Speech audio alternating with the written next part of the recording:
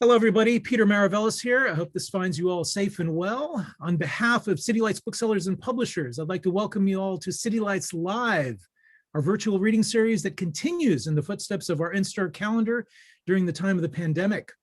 We continue to celebrate the works of authors we know and love with readings, discussions, and forums moving into the spring and summer seasons. This evening, we are thrilled to have with us an exceptional wordsmith. I should say, actually, a couple of exceptional wordsmiths. Mira Sethi's work has caught the eye of many a discerning reader with her brilliant fiction. And City Lights can be included in that list of literary admirers. We are happy to be celebrating the release of her debut short fiction collection. It is titled, Are You Enjoying? It is published by the venerable Alfred Knopf. Mira Sethi is an actor and a writer. She grew up in Lahore and attended Wellesley College, after which she worked as a books editor at the Wall Street Journal. She has written op-ed pieces for the New York Times, the Wall Street Journal, and the Guardian. She regularly appears in mainstream Pakistani series on TV there, and she divides her time between Lahore, Karachi, and San Francisco. She will be joined tonight in conversation by Miranda Popkey. Miranda Popkey's writing has appeared in the New Republic, in the New Yorker's page-turner blog, the Paris Review Daily, the Hairpin, GQ, New York Magazine's The Cut, and many others. Her debut novel, Topics of Conversation, was published by Alfred Knopf in 2020. So it is such a great pleasure to have you both grace our virtual halls. Mira Sethi, Miranda Popkey, welcome to City Lights Live. Thank you so much, Peter. I am thrilled to be here, thrilled to be helping launch Mira's really exceptional collection into the world. And I would just love it if you could start with a reading, just to give us a taste of the wonderful language of the collection. Thank you, Miranda. I shall read from my story, Tomboy. And Peter, thank you for that overly generous introduction. I am thrilled to be here, and welcome to everyone who's watching and listening. So this is my book, Are You Enjoying? It's a collection of short stories set in Pakistan, and I will be reading from the story, Tomboy. He was the only boy I knew who didn't want to drive his own car. Muttering under his breath, he'd reverse it in a halting zigzag from the driveway. And as soon as we were on the road, I'd slip into the driver's seat. We were 16 when I bashed up the SUV his father bought him, my stoned face frozen in an uncomprehending smile as Zara Rijaz looked on in horror. He took the blame. All those hours we spent playing Street Fighter 2, I think of them now as a childish rehearsal for what our lives would become. Zara was always Chun-Li, a vixen in a puffy blue dress, forever flipping her legs in combat. I was Blanca, the wild green man from the jungle, likely to win, but not without taking major hits. After my father left us, I was 16, my sisters 10 and 8, Mama began to lean on Zara's parents in a style they seemed to welcome. The rich like looking after the less rich, so long as they look rich enough to blend into their parties. Which Mama did, of course, offering herself out for every kind of service, from handmaid to boon companion to sounding board. Our mothers had been best of friends for 3 decades. Their whole cohort had carried over from school. Look at these two, Auntie Maliha, the most lethal of the friends, used to say when Zara and I got in line to cut the cake at his overblown birthday parties. The odd couple, You two should marry each other. Say inshallah, I bared my teeth. Zara would scold me for fighting with Mama. If I wax your mustache with my own hands, you won't feel a thing, he pleaded. His curling fat hands reminded me of the mesh washing sponge in our kitchen, but I didn't tell him this. One day, before Zara could intervene, Mama bullied me into dyeing my upper lip blonde with Jolene bleach. When I burnt myself by wrecking the proportions of powder and bleach, Mama said it was because I showed no interest in such things. She was mother enough to splatter egg white all over my face. She struggled on her librarian salary at the private school where my sisters and I were enrolled on a discounted fee. Papa had moved to Doha where, we heard, He worked as an overseer on a large royal estate. Auntie Maliha said, "Overseer means what? Driver, manager, what?" Papa had been general manager at a nice hotel in Karachi. After the hotel shuttered, he moved to Cut.Her, but he didn't take us with him. We learned the bitter truth in bits and dribbles. There was a Malaysian involved, a woman he'd met at a shopping mall. He didn't even think of his daughters, Mama said, casually smearing us with her grief while giving my anger the ignition it had always wanted. A few weeks after Papa left Pakistan, our landlord stood in his vest and shalwar at the base of his sea view, at the base of the stairs below our sea view apartment, a toothpick dangling from his pink mouth, and demanded advance rent. Mama's face sank into silence. Some financial problems, I said, sliding down the stairs, though we had no financials and a ton of problems. Thank you so much, Mira. I'm really glad that you read from that story. It's hard to pick a favorite among the really wonderful stories in this collection, but I do love Tomboy in particular, and not only because I also have had discussions with my mother about dyeing my own mustache as an Italian woman. The dark upper lip hair, it's real. Yeah, it really is. I wanted to ask you, so your protagonist at the end of that story, and I won't spoil the sort of twists and turns that story takes, but she has a moment with her husband where she's remarking on a mutual friend, and she describes her as brave. And I think that brave is a word that's overused, I think, when describing works of literature, but I'm curious what it means for her, for your character, but also for you to be publishing work that is quite daring, and that is really trying to paint a picture of different pockets, different communities in Pakistan that we ignorant Americans may not be familiar with. Miranda, thank you so much for asking that. And I'm not just saying this because I'm in conversation with you, but this is the most thoughtful question I have been asked actually about my book.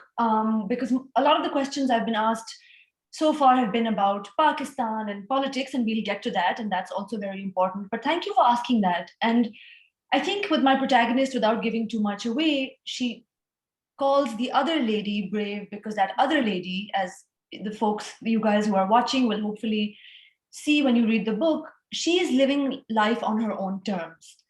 And it's not easy to live life on your own terms in a country like Pakistan, even if you have a lot of privilege, because of issues around sexuality and the imperatives, the often burdensome imperatives of family and your clan or your tribe and your parents, and then the superstructure above that, which is the state and the things that trickle down from the state. So my character says she's brave because she herself is living this kind of dual life, and she hasn't yet been able to come to terms with what it is that she wants, although this, I imagine, is a turning point for her. And for me, yes, I did think a lot about what the repercussions might be writing about queer lives in Pakistan. But I said this yesterday, like, I'm in my 30s now, and I believe very strongly in a certain set of principles. I'm an outspoken feminist in Pakistan that sometimes gets me into trouble. And if I am not going to write the things that I know and I love deeply, right? This book comes actually from a place of fierce love and trauma and heartache and comedy, but it comes from a place of love. And buttressing my fear is my love for people who are struggling to live life on their own terms.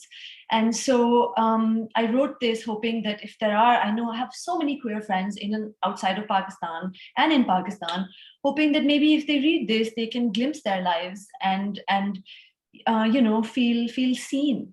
Because fiction is ultimately, it's the desire to write is the desire to be seen fully. So No, absolutely. I completely agree that it's hard to imagine a life that you have not seen represented.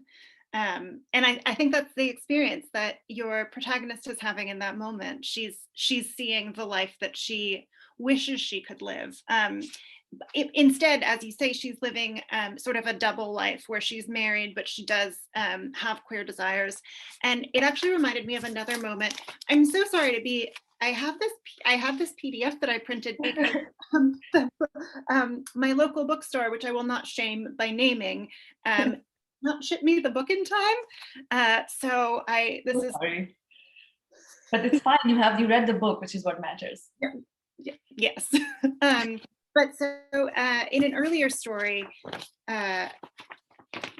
Breezy Blessings, there's a moment when our main character in that story, who is an actress, an aspiring actress, she is noticing the older actresses on set, and she's noticing specifically how they assign meaning by using inflection. So there's one kind of that's agreement, and there's one kind of that's like a rebuke. Exactly. And I love this phrase. You write that she envied the frugality of their verse, and I'm wondering how that relates to your own approach in writing about things that can be hot button issues, but also I know when writing about something that is very important to me, even if it's not a hot political topic, that can feel very dangerous, just personally, to be so personally vulnerable. So I'm wondering if there's something in that frugality of their verse that you are also referring to your own writing in a way. I think what Mehek is gesturing at is that they are very seasoned actresses, right? And so they operate via innuendo. And a lot of the characters in my book, actually, because they don't have access, they're not able to assert their own identities. They're navigating these identities without having the luxury of actually verbalizing and asserting their identities in the way that, say, people have the luxury of doing, say, in the US. So they work via code, via signal, via innuendo. And I think what Mehek is envying is the fact that they can convey a whole range of emotion just by saying, and shut down the conversation. Obviously, they're senior actresses, so they have a certain, they're respected, and so you're probably not going to stand up to them. But she's actually referring to the tools that they have at their disposal, right? Vis-a-vis my own writing, and what exactly do you mean about that phrase? I'm wondering if the ways in which they are using coded language is not only sort of content, but also in some ways form, where you're asking the reader to do a little bit of the work to say or think what the characters themselves cannot quite express. Right. No, so absolutely. I really did. I didn't just struggle with this. I was kind of petrified, right, while writing some of these, and not just Tomboy, but also, are you enjoying the title story? Because it's about infidelity, it's about a love affair, it's about an illicit relationship, a taboo relationship. So writing about sex, yes, I worried a lot about that. I worried about if somebody screenshots like a really, really vivid passage and then says, look at her, she's, spreading vulgarity. I mean, this is something I deal with in my life as an actress as well. But yes, at the level of the sentence, it's definitely something I think about. But I didn't ever let that kind of stop me from saying what I wanted. And in many ways, Miranda, I think it actually makes you more creative. I am not wishing censorship upon anyone. God knows, when there was censorship in Russia, people still wrote. There is a ton of censorship in Pakistan, and we still manage to tell stories. And it's not great, but it does force your most creative instincts out of you in a way that I think when you can say things very openly and very clearly, you perhaps then the mind isn't concentrated, right? it leads to a certain concentration of the mind when you're forced to say things in code. And I did for Tomboy a little bit, yes. Yeah. No, I definitely agree. Of course, not wishing censorship on anyone, but taking that fact that you cannot on your own change and turning it into a sort of strength of your craft, making the subtleties there, but you have to look for them a little bit. You have to engage with the text, which is, I mean, that's my favorite kind of book, is one that asks you as the reader to work as well and is not just a passive experience. There's a part a little bit later also in Breezy Blessings where and I'll just read this. I'm not going to be as good as a reader as you because I am not an actress. So for the first time, with a twist of sadness, Mehak understood what the actress meant. To be a good actor was to brutishly woo your own most useful emotions, especially off screen. It was to make a pact with yourself that the job came before and would withstand the small treacheries detected by the heart. I'm wondering if, and you're both a writer and an actress, so you can tell me if this is something that you wrote because it felt true to your acting, but I'm also curious whether this feels true at all to your writing, whether there's any kind of negotiation when you're writing something that's personal, where you're worried, you're putting something on the page that maybe loses, it loses something in the release of it. Yeah. No, and again, thank you for asking these super smart questions and very thoughtful questions. Certainly as an actress, you know, the idea that there will be cruelty and there will be pain, and the power structures are such that there will be cruelty, but off screen, right? Which is what the Me Too movement was all about, which is why it took decades for these stories to come out, because it was assumed that the likes of Harvey Weinstein would do what they did in order to give you a place at the table, right? And so this is, I mean, we haven't really had our reckoning, a Me Too moment in Pakistan. So, you know, there's still a lot of cruelty that goes on there. With my writing, I'm trying to think if, I do think, because this is my debut book, I do think I put everything I had into it. And I think when I write personal essays, Miranda, that's when I sometimes feel like I'm kind of naked, right? Because it's the first person. So I think that makes a lot of difference. I think the third person narration gives you distance. And I think first person narration is immediate and it's confessional. And that's actually why I read from Tomboy, because it's my only first person story. And it immediately kind of pitches you into somebody's consciousness, right? So when I write essays, I wrote a very personal essay for Vogue just now about my marriage and the pandemic and what it meant for us coming and going. And I was talking about my husband who had lost both his parents in the last 4 years, one after the other. And it was very personal, but he granted me permission to write about his life, and I did, and wrote about us and our relationship and the difficulties we have weathered being apart.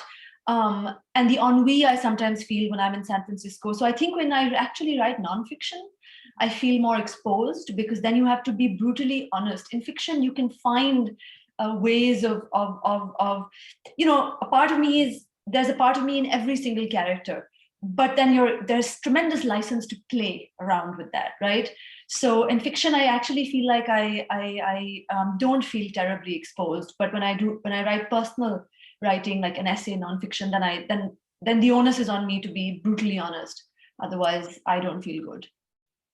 Yeah, I think it's just from a perspective of just from the craft perspective, I think it's also interesting that the story that is most explicit in its treatment of queer themes and most sort of affirming in its treatment of queer themes is also the first person story, which is, you know, I think that's an exciting, exceptional choice. But may I tell you a cute little story? So I wrote this story, which had a very different shape and form, literally 3 weeks before I submitted it to my editor. And I showed it to a friend who was queer, and she said to me very politely, she said, you know, Mira, like I love you and you're a great writer, but you're not queer and you're writing this queer story from the point of view of queer desire, because there was a lot of kind of, my protagonist in the earlier drafts would look at women in a certain way.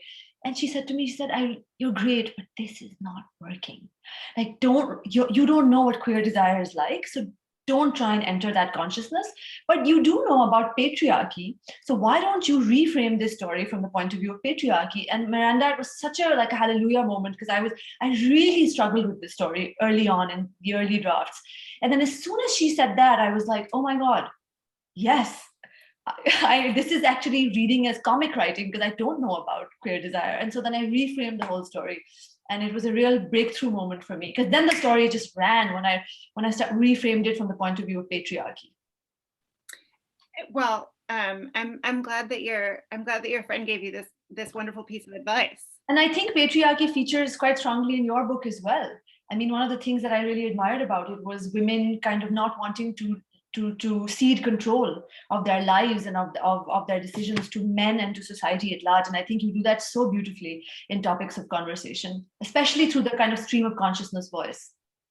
Thank you. Thank you. That's really lovely to hear. I actually, something that you said just when you were answering my question has prompted me to ask. You said there's a little bit of you in every one of your characters. Mm-hmm. So there's one story that A Man for His Time.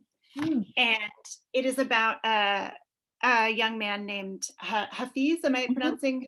Yeah. Yes. And he is sort of becoming radicalized. I think that a lot of his emotions actually reminded me of, you know, when I've read about sort of men who are radicalized online, you know, red pilled, or you know, incel communities, that real anger towards women. I'm curious what part of you were mining as you were sort of developing his character.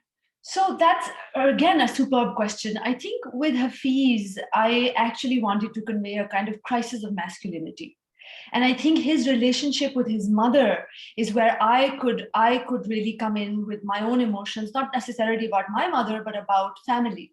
Right? She is the strong force in that family, and also the very practical voice. She's a strong matriarch in that family. The father's a drug addict, and Hafiz has to earn money to keep the family afloat, and he resents that.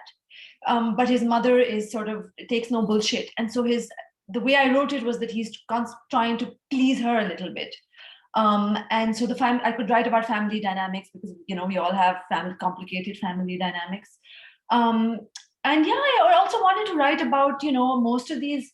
I think one of the drawbacks of my book, actually, after I wrote it, I thought that the material reality of my characters was kind of very similar. They're mostly upper middle class characters, with one or two being elite. Like Soni's father is a multimillionaire. She says he exudes the flattened paranoia of a multimillionaire. And then ZB is this feudal.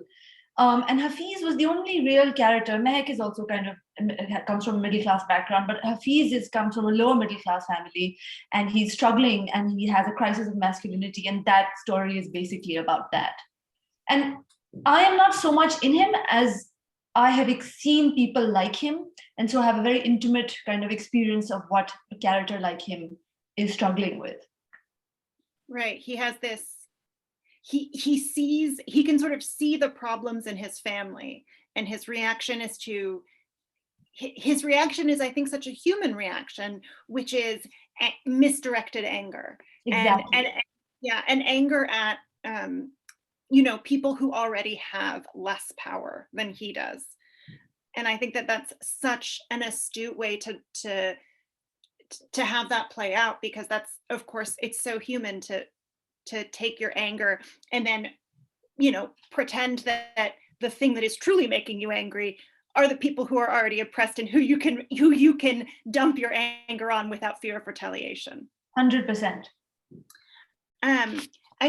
I'm curious. So the stories, it's not linked stories, but there is a story that's broken into two parts. And I did notice that there are some characters who popped up. So Hafiz, for example, is quite a fan of the actress from the earlier story, which is, I was so delighted to see her pop up again. I guess things turned out all right for her. I'm very glad. I'm wondering, why you made that choice. It does feel really welcoming for a reader, which is really lovely. I love that you like don't translate or explain the Urdu terms that are, that populate the stories, because Google. you're not writing. Right, exactly. You're not writing an instructional manual. You are writing, and if someone doesn't know a term, they can Google it. We have the internet. But then there was this really this sense of the stories building a kind of world and a kind of community that the reader was being welcomed into. So I'm curious how you thought about ordering the stories and structuring them and populating them with these characters. You've read my book so closely, Miranda. Honestly, my very dear friends have not read it as closely as you have. So you are really on the top of the list of people. I'm incredibly grateful for your very, very thoughtful and close reading. So yes, so Mehek, again, as you said, Hafiz is human.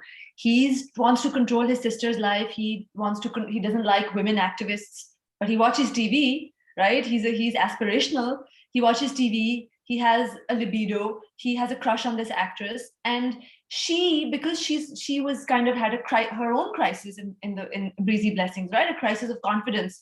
I wanted to show that she has now perhaps overcome that, and she has become mainstream enough for Hafiz to have to say that Mehek is actually my favorite actress.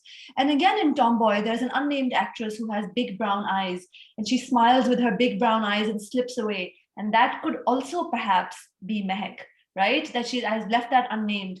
And similarly, in A Life of Its Own, when the girl is paraded naked through the streets, the women activists in A Man for His Time are taking out a march to protest that. So I just wanted to show in a very kind of light way that this is all happening at the same time. And all of these events are kind of interlinked. That's obvious enough. So that's what I wanted to do. So many spoilers, Aisha is saying. I'm so sorry, but I don't think that the stories lose anything if you know how they. If you can hear some barking in the background, it's because my dog has noticed that there's someone walking by our window. He's very protective. Mehek is an actress, and you too are a television actress, or currently a television actress. I'm curious what what the art of being an actor nourishes and what the art of being a writer nourishes for you, because different ways of expressing the creative artistic desire. So my husband, who during the pandemic, he poor thing he was in an apartment with me for 3 months when I eventually made it to San Francisco, and he literally was holding his head one day and saying, "Oh my God, you are such an extrovert." And he was like, "I'm okay with being stuck inside the house, but you are a huge extrovert who needs energy, needs to feed off of people's energies." And I think the acting really nourishes that. I think the acting when I'm performing, when I read this, I kind of come alive when I'm mimicking someone, or when I'm performing, really. And the writing is when I then go off on my own and recharge and take stock of things. My friend has this wonderful line in his Instagram bio, in which he says, "Part-time participant, full-time observer." And I sometimes wonder if I am also a part-time participant and a full-time observer. I do think I have been a writer longer than I have been an actor, and I do think that those instincts are more developed and more honed in me. And I need to recharge, and I need to then take stock of things that have happened. But I'm a creature of, I'm a very social creature. And the other thing that I actually wanted to relate the two together is that the acting actually really helps the writing. So at the level of the sentence, my brother actually said to me, it's quite cinematic the way you structure your stories, and I hadn't thought of it until he said that. And I think because I'm an actor, I go from scene to scene, and sometimes maybe that's not a good thing. Sometimes you need to let the prose breathe and kind of have a flow state, stream of consciousness, something that Topics of Conversation does really, really well. You're able to just inhabit an interiority for a really long time. And I think that's very precious. But the acting does teach me also how to structure scenes. I think because I'm an actor, I can do scene setting quite, like I like doing it. Yeah, I agree that you're also very good at it. I agree. I feel like you're holding back and you don't want to give yourself the compliment. So I will give you the compliment. It is really, the cuts are really, they're not startling. That's not the word I want to use, but you're able very nimbly to cut from one scene to another. And a lot also happens in that negative space, which I think is something that comes potentially from filmmaking, where when you move from one scene to the next, sometimes as a viewer, you're making the links in your own mind, Right. and the position is working. There is a lot of heaviness in this book. There's a lot of sort of tough, serious themes and serious events, but there is also there are also some moments of like really lovely humor. And I'm thinking of this moment in Tomboy. So I think we've already spoiled that she gets married. So she says, I got married to clamp mama into a golden permanent silence. I have not one, not two, but three of you, she used to say, as if her daughters were benign tumors that had to be removed in order for her to be at peace, which I love. And I also think like I know exactly, it conjures so precisely just a whole attitude and a whole way of being. But yeah, I'm curious about adding these little notes of humor, and how you're using humor to offer sort of moments of respite for the reader and for your characters. Yeah, I think, Miranda, we all have aunts and uncles, right? Like, so I'm channeling so many of my, like, the aunties, in South Asia, aunties there are a lot you can't get away from. And so, a combination of my mother and the stuff we see on television, the housewives of Pakistan, marriage is a big theme. I often joke that Pakistani drama series are about they're about marriages and funerals, right? Marriage is a huge theme in Pakistani drama series. Even the show I'm doing right now, I'm playing the older micromanaging sister. She's Aisha Singh, marriage is the only theme, to my younger siblings, and I'm trying to arrange all their lives. So I hear a lot of this. So that dialogue is just me keeping my pores open and my ears open, because that stuff just drops into, the consciousness behind that just parachutes into my life. And so I'm just using that. And then I think I'm definitely using humor as a way to release a lot of these heavy themes. Even in Are You Enjoying the Title Story, Usher is, he's a fool, but he's also quite funny, right? He's kind of unintentionally funny. And she doesn't like the fact that he's infuriating to talk to, but she's also kind of charmed by it. And so there's this, because she's feeling suffocated in her home, and she has a complicated relationship with the father, and her mom's, anyway, I won't give everything away. But humor is a way to bond, really. It's a way to bond, and it's a way to not take yourself too seriously. And I think in Pakistan, actually, that's a survival strategy, because we are fending off expectations and fending off social mores and fending off rules, actually, very real rules. We use humor as a way to bond and to just, to let some steam out. Exactly. Yeah, no, there's so much discussion of how do you, how do you create a space for yourself with all of these strictures? And so in Tomboy, she's actually able to sort of create a space for herself by getting married, because that gets her mom off her back. Right. But humor the same way, where you can put a little bit of distance between yourself and whatever the really painful emotion that you're experiencing is. Yes, it is a coping mechanism. Yes, exactly. The humor is where a lot of the subliminal darkness also exists, right? So yes, of course. We do have one question that I want to get to, but it reminded me of, so I grew up with my mother, when I was born, spoke Italian, but not much English. So I grew up speaking Italian. And I wonder when you write, actually, well, my question, which is more personal, is what language do you dream in? But you don't have to answer that. No, But, yeah, I actually talked about this yesterday in a conversation I had. I think my intellectual life takes place in English, and I think much of my emotional life takes place in Urdu. When I hear Urdu songs, when I hear, Bollywood, when I hear, like, there's this movie called Dil Wale Dulhaniya Le Jayenge, which I've quoted at the beginning of the book. It's transportive, right? Because it's the language I grew up speaking. So Urdu is the language of my heart, and English is the language of my head, and it is kind of like that. And it's funny because I've written this book in English, and a lot of my fans, like, who follow my acting career, think that I am like that English comes very easily to me. It doesn't. It actually doesn't. I was saying to my husband, I said, a word like holster, like, it's not in my active vocabulary.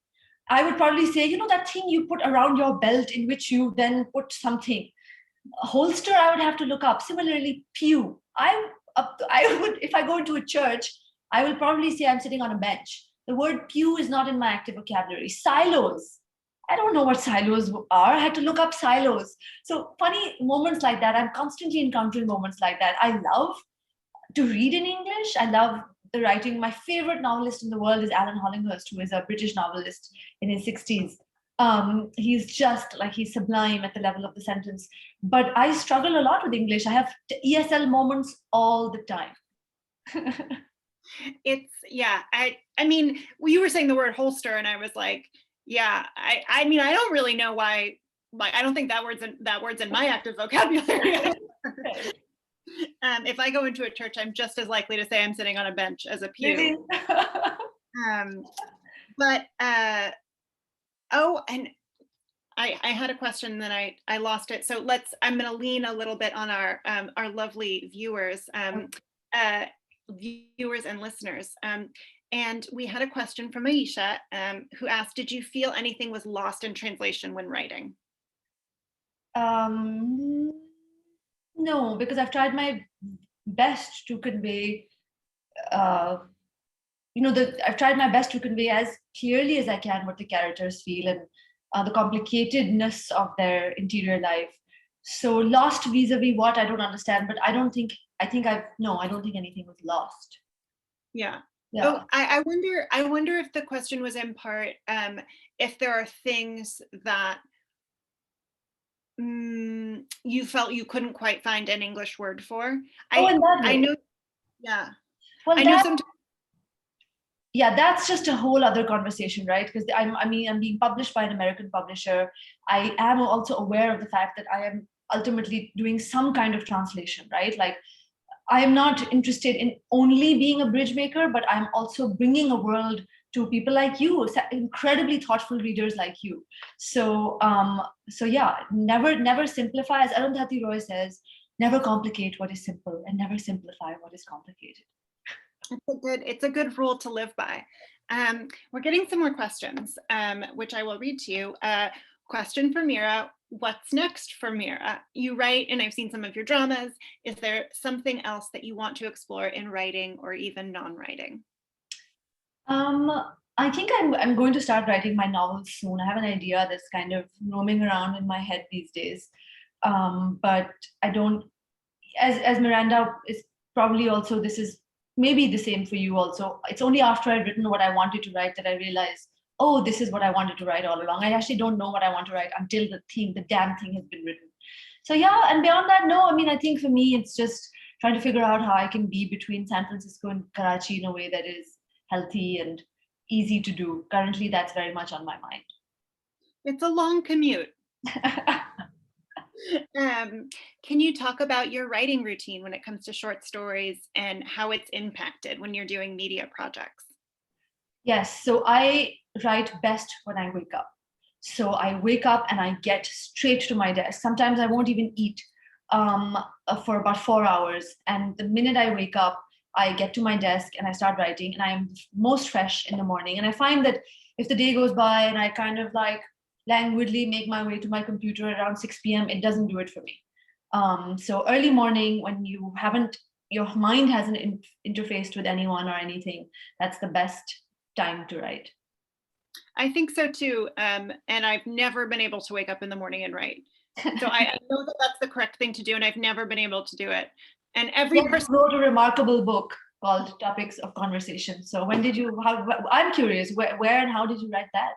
Mostly at like between the hours of midnight and 3 a.m. when I'd run out of other things that I pretended I had to do before I could write. The house would be really, really clean. I would have, a lot of bread baked, some soups on the stove. And when I was finally done and my dog was asleep, it was like, okay, well, now you have no more excuses. No more excuses. I am going to ask these questions, but I'm curious if you've gotten writing done, and I'm asking all of my writer friends, and now I'm just going to assume that we're friends. I'm asking all of my writer friends, have you gotten writing done during the pandemic? Because I found it impossible. No, none. I was editing my book. So I actually rewrote Tomboy during the pandemic. So I did get some writing done, but nothing beyond this book, no. Okay, well, that makes me feel a little bit better. So Sar asks, can you talk about your writing routine when it comes to short story? Or nope, sorry. Yeah. Melita Granger asks, can you talk about your editing and revision process? Yes, it is. Oh my God. The most false thing about becoming a writer is that you have a book and you get to show off your book, and nobody talks about how much the rewriting that went into it. I mean, I'm practically tripping over my words right now because I rewrote the shit out of all of these stories. And the writing takes you to places that you hadn't anticipated. I often say that I think in order to write, the writing is what tells me what it is that I think, right? So after I've written the thing, I know what it is that I think. And so the editing process works like this. I write something, it's very raw. I'm actually not self-conscious when I start writing because I know it's a vomit. And I know there's nothing to be done with a vomit, so you just do it. And then later on, you go and clean it, but it gives you something to work with. And so I write, and then I clean it up, and then I think around draft 15, I show it to my editor. It takes at least 15 drafts, and then they say, okay, you've got a scaffolding, but where is this going? So, I've worked on these 7 stories for 5 years. That's a long time for 7 stories. That's almost like a story a year. So writing is really, it's quite grueling. Yeah, no, I agree. My joke about this first novel, my only novel, is that I had to think about it for 20 years before I could write any of it. So I just need to think for about another 20 years. And you kind of said that in your acknowledgements as well, which I actually really appreciated.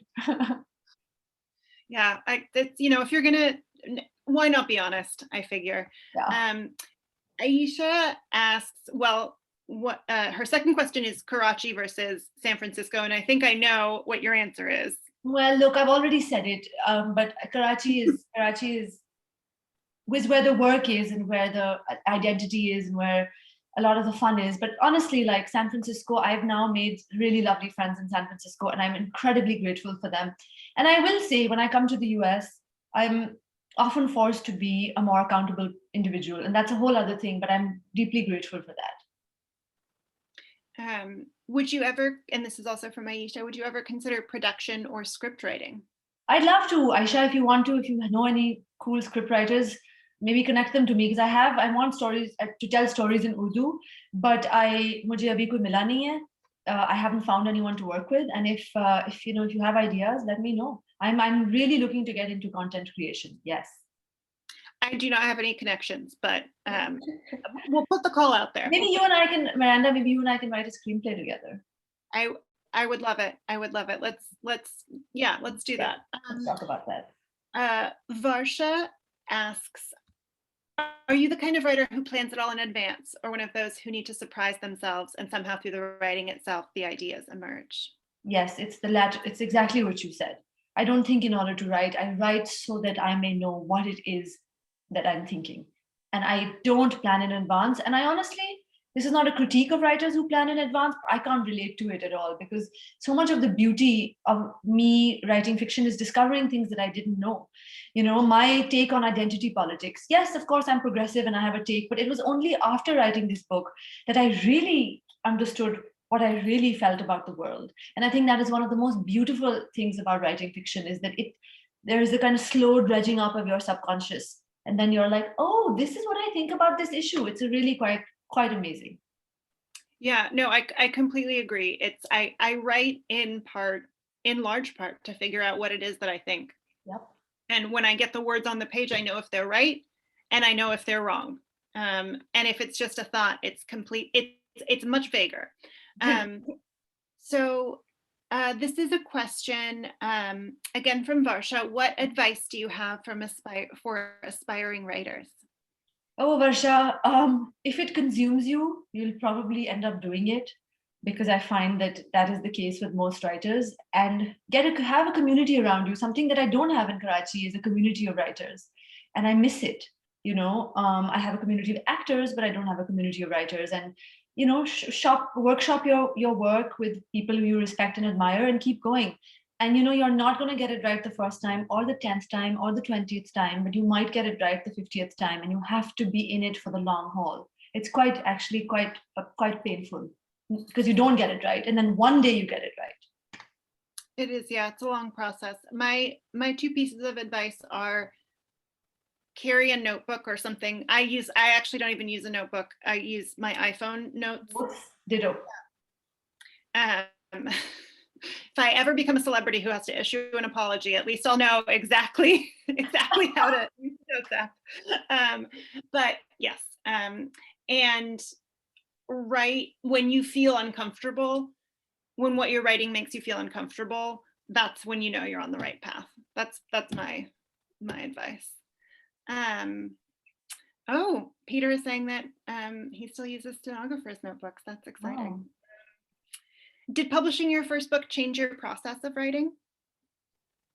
Change my process of writing? No, I think I will probably write my novel, inshallah. When I do, I think it'll be the same process. I think my instinct will be sharper because I've now written a book, but the process will be as mysterious and as uncomfortable. I really like what you said about discomfort. It is true. Okay, so we have a couple of questions about, well, this one's funny. Is the stereotype of writers writing away in coffee shops a real thing? Sure, or writing like in their homes. I used to, I don't know if anybody from Lahore is tuned in, but I wrote in the coffee shop Makkah. I wrote the early drafts of many of these because I wanted to get away from my home. But I do find that the really like flow state writing, I can't do in a coffee shop. The flow state writing happens on my bed with the laptop perched on my lap. So Miranda, I don't know, do you write in coffee shops? Well, so most coffee shops are closed at 3 a.m. when I've finished mopping my floors and brushing my dog and arranging my husband's ties by color. So yeah, it sort of has to happen in my home because they just won't let you in. You can go and you can knock on the door, but pretty much everyone is gone. Melita Granger asks, at what stage do you both show your work to a reader? You said it was about 15 drafts in, which is, I think, an honest, I love it when writers are honest about how grueling the process can be. Mm-hmm. So she's asking at what stage? Yeah, it's 15 drafts in. I did find an agent when I had 4 stories, and 4 is not usually, it's not enough, but I had 4 stories and I was very lucky to find an agent. So it's also, sometimes it works, sometimes it doesn't work. I don't know. What is your opinion of workshops and MFA programs? I do have an opinion on MFA programs. I have not been to one, so I maybe therefore have a strong opinion. I think MFA programs are great if you actually need the structure and you want to be taught how to write at the level of the sentence. But I do think, Miranda, and tell me if you agree or disagree, because I'm very curious to know what you think. I do think MFA programs sometimes I don't think they fetishize the sentence, but sometimes I get the feeling that they tell you that if you can write good prose, then you are there. And I think actually having a story to tell is far more important. I have read books that look like they're like MFA workshopped and there's no soul, in them. And so I think if you have to work on your craft, then go to an MFA program, but you have to have a story to tell. And if you have a story to tell and you're weak at the level of craft, then I think you can pull through and work on your craft on your own. But if you have very good craft but have no story to tell, I think that that's worse. So I have a strong opinion on this. Yeah, I love it. And I think that we're going to wrap up after. Yeah, we're going to wrap up. But I have to say, one, I love having a strong opinion about something that you haven't experienced. That is definitely my favorite way to have a strong opinion. And yeah, you're absolutely right. It's, the story is the part that can't be taught. So if there's not something that you're burning to express, there's no point. Yeah, there's no point. That sounds so defeatist. My last piece of advice, and then I will turn things back over to Peter. But that you just should not pay for an MFA program. Don't go into, unless you can afford it. Don't go into debt for an MFA program, because the rewards monetarily on the other side, they're just not going to be there in most cases. Yeah. And Miranda, can I just thank you, because honestly, I know this is my third conversation, but this is the most thoughtful conversation I've had, because we talked so much about craft. And so thank you. Oh, well, thank you. It was a pleasure. It was a pleasure to read your book. I felt inspired and energized and awakened, which is just the best experience to have. And I feel very, very lucky to have been in conversation with you. This was so much fun. And thank you to everyone for joining us from, it seems like potentially across the globe. It is a nice benefit, a silver lining of the pandemic, that we're able to share these kinds of events with people who are not in physical spaces with us. Thank you, everyone. Thank you, Peter. Thank you, Peter. Thank you both. This has been such a rich discussion, and I have enjoyed it so much. Please be well, stay safe, and we look forward to seeing you all again soon. Good night, everybody. Good night. Good night.